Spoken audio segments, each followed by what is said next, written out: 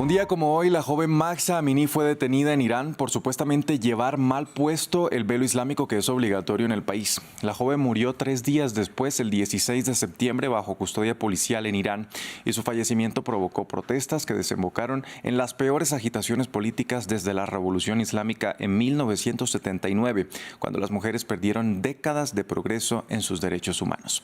Para hablar de este tema, saludamos a Anita Nasir. Ella es politóloga, activista y experta en Irán. Anita, bienvenida a Directo América. Hola, buenos días, gracias. En términos generales, ¿ha significado la muerte de Mahsa Amini? ¿Qué ha significado la muerte de Mahsa Amini para los iraníes? Aparte de ser una muerte injusta e irracional, lo que ha provocado es que a cualquier persona le podía haber pasado. Y esto lo que ha hecho ha sido prender una mecha espontánea de protesta. Ha sido como la gota que ha colmado el vaso de la desesperación y de la frustración acumulada en todos estos 44 años de represión. Pues el régimen, la única respuesta que ha dado siempre ha sido arrestar, torturar, vejar a miles de personas que estaban en contra del régimen, incluso ejecutarlos, donde se están vulnerando las garantías legales y civiles de la mayoría de la población. Esto es lo que ha significado realmente la muerte de Mahsa, el prender una mecha de algo que ya estaba latente en la sociedad iraní desde 1979. Ahora, ¿cree usted que ha habido cambios significativos en Irán desde la muerte de Mahsa Amini y estas protestas que prosiguieron? Bueno, lo que ha puesto de manifiesto es que existe una brecha entre una parte muy importante de la población, sobre todo los jóvenes y la clase dirigente, porque ellos lo que no ven es satisfechas sus necesidades y sus expectativas. De hecho, la clave es que los jóvenes ya no piden cambios en el régimen, lo que piden es un cambio de régimen. Y los jóvenes, que a pesar de todas las restricciones gubernamentales, están absolutamente conectados a las redes sociales, las nuevas tecnologías, conocen y anhelan lo que ven y lo que no tienen. Es decir, la legitimidad del régimen está muy socavada, sobre todo por estos jóvenes que han puesto a la mujer en el centro de estas reivindicaciones. Y es muy valiente y es muy innovador, porque realmente lo que ha hecho es desestabilizar el régimen, que no se lo esperaba. Anita, si bien estas protestas fueron reprimidas violentamente, por cierto, hoy en Irán podría decirse que la movilización es el mayor desafío que ha enfrentado la República Islámica desde 1979. Sí, sin duda, porque, como decía, estos están cuestionando la propia existencia de la República Islámica, de sus principios teocráticos, de todas las protestas que ha habido en estos 44 años, porque han habido otros momentos de protesta con diferentes motivos y varios actores. Es la primera vez que se exige un cambio de régimen. Y el velo se ha convertido en el símbolo contra el cual luchar, el símbolo de la opresión ejercida por un régimen que no le tiembla en absoluto la mano a la hora de reprimir a su propia población con tal de no perder el poder adquirido. Es decir, tenemos una minoría clerical, política, militar, representada por la Guardia Revolucionaria, que está dispuesto a todo con tal de no perder lo conseguido hasta ahora. ¿Cuál cree que es este factor diferencial de estas protestas en comparación con otras que ha habido y que usted menciona y nos recuerda en esta misión?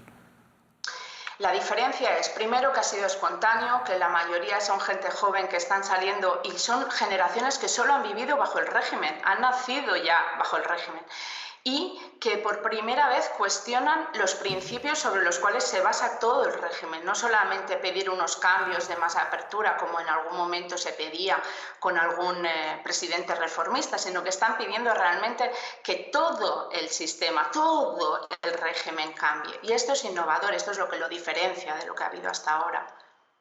Anita, ¿tendrán estas manifestaciones a largo plazo un impacto en la sociedad iraní y también, por ejemplo, en la percepción internacional de lo que es Irán?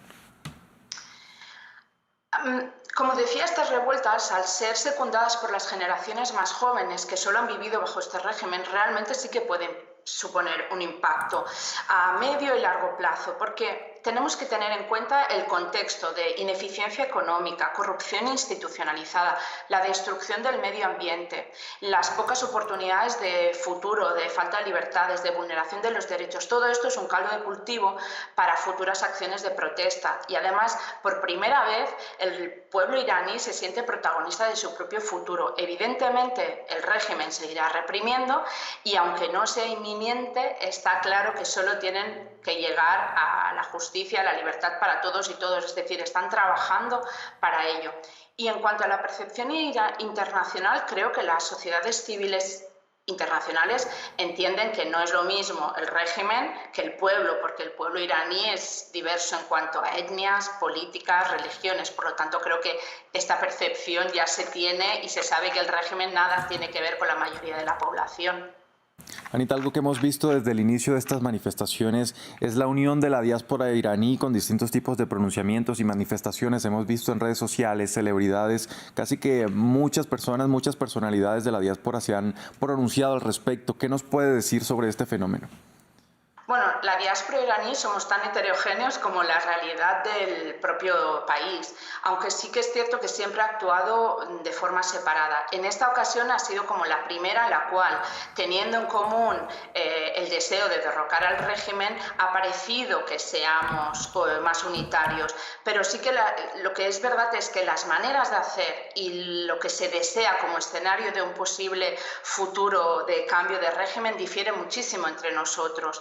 Pero me gustaría aquí decir que lo más importante no es el rol de altavoz que tenemos los de la diáspora, sino que la solución la tienen los propios iraníes dentro y están sobradamente preparados para ello. Algo que destaca, por ejemplo, los medios de comunicación internacionales es, por ejemplo, esta unión que se ha visto en la diáspora iraní y rescatan que es algo que no se veía desde hace mucho tiempo, que es algo, resaltan, por ejemplo, las diferencias que ha tenido la diáspora iraní. ¿Por qué ha sido así? Porque cada uno desde su lado lo que pretendía era defender sus creencias. Ahora por primera vez ha habido un movimiento que sobrepasaba no solamente lo político, sino que era sobre todo un movimiento para los derechos humanos básicos universales, y es evidente que puedes estar de acuerdo con cualquier otra persona, un monárquico o incluso una persona democrática. El tema es cómo queremos llegar o cómo queremos dar voz a cómo quieren llegar en Irán a ese nuevo futuro democrático, laico, libre y justo. Allí están las diferencias de la diáspora, pero sí que es verdad que ha habido más intentos que en otras ocasiones de trabajar de manera más unitaria, dentro de lo que cabe. Anita, y finalmente, ¿cómo evalúa la respuesta de la comunidad internacional a la situación que se vive actualmente en la República Islámica? Aquí, de nuevo, hay que diferenciar entre la sociedad civil internacional y los gobiernos, porque los gobiernos, sobre todo debido a todos los intereses económicos y geoestratégicos, han realizado gestos simbólicos, no vinculantes, vacíos de contenido, mientras que la comunidad a nivel internacional de sociedad civil sí que se puede destacar la solidaridad que se ha volcado en la lucha por Irán, porque decíamos, es una lucha por los derechos humanos básicos y por lo tanto puede suponer tanto un movimiento de liberación para la mujer en Irán como para otros países vecinos, léase Irak o Afganistán, y no tanto. Y gracias a estas redes sociales, las mujeres valientes en Irán no se sienten tan solas y pueden creer que la esperanza de un futuro mejor sea la justicia y la libertad para todas y todos.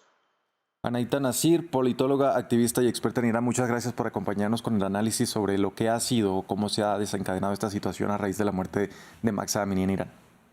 Muchas gracias a vosotros. Y ustedes, televidentes, también gracias por sintonizarnos. Hacemos una breve pausa, ya regresamos con más información. Esto es Directo América.